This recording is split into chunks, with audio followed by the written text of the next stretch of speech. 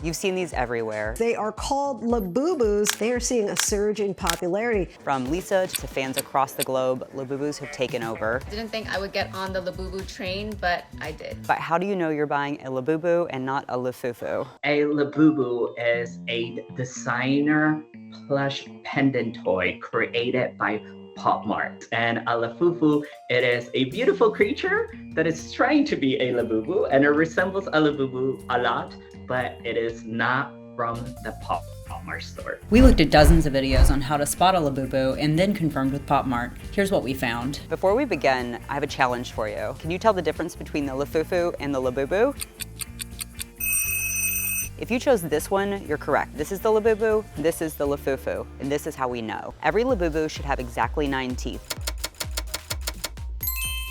No more, no less. Like this one, you can count, it has 10 teeth. Here are a few other ways we can tell. If you look at the original Labubu's complexion, she has kind of a peachy pink tone to her skin, whereas if you look at the Lafufu, this one in particular has a paler complexion. You're also going to be checking that the cheeks are a little rosy, that they're not bright red. If they're bright red or bright orange, chances are that you do have a Lafufu with you. Pop Mart told us you can also identify a Labubu by their high quality finishes, such as the stitching and the paint job. One obvious way you can tell a Lafufu from a Labubu is the spelling on the tags. Labubu will say Pop Mart on the tag, whereas this specific Lafufu says poor mapped.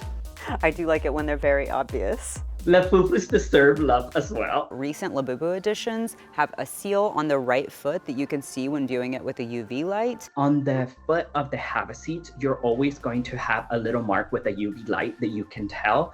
You cannot tell it directly with the naked eye. Some Lafufus do have an intense mark of a Labubu monster that you can see there, and you're like, okay, that's like literally too obvious. And the left foot has the Pop Mart engraving with the artist's name below it. Your Labubu should also have a QR code included on the tag, and it should take you directly to Pop Mart's website when you scan it. If your product doesn't have the QR code on the label, or it doesn't take you directly to Pop Mart's website, it's a Lafufu. People are paying so much money for these Labubus and for these collectible toys that it is really important to make sure that the authentication of the actual Labubu does happen. People are getting smart. You know that you can put a sticker on there and you can put whatever other code. It's no wonder Lafufu creators have gotten so smart. Labubus have taken the world by storm. Their revenue in America grew nearly 900% last year, according to Citigroup research estimates.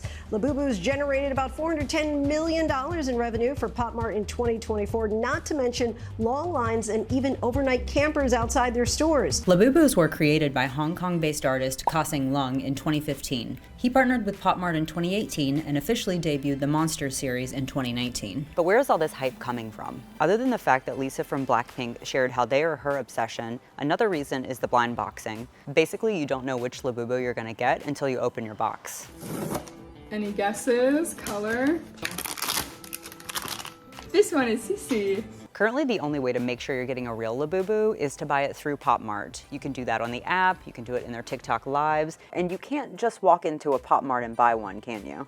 No, you cannot. So each country has different rules. Each Pop Mart is truly developed their own rules as to how they sell them. So if you go to most of the Pop Marts in what is California, most of the Pop Marts there are selling them online, so you can only do for store pickup. There are also certain claw machines where you can get a real Labubu, which I tried and spent $100 failing at. When you're purchasing from a reseller, meaning anybody that's not Pop Mart, it can get a little bit tricky online to shop. So I paid about $180 from somebody that was actually selling it locally. One of the things that I was very strict about is I needed to see the Labubu in person. I needed the box that it came in because I was going to scan the code and I was going to scan the tag inside the Labubu. That being said, there's nothing wrong with having a Lafufu. These little gals have a life of their own. They might look a little bit different than a Labubu, but there's nothing wrong with them. They're super cute, they're easy to access, and a lot of people collect them as well as Labubus. Honestly, I'm fine with the Lafufu. Whether it's a Labubu or a Lafufu, I love it.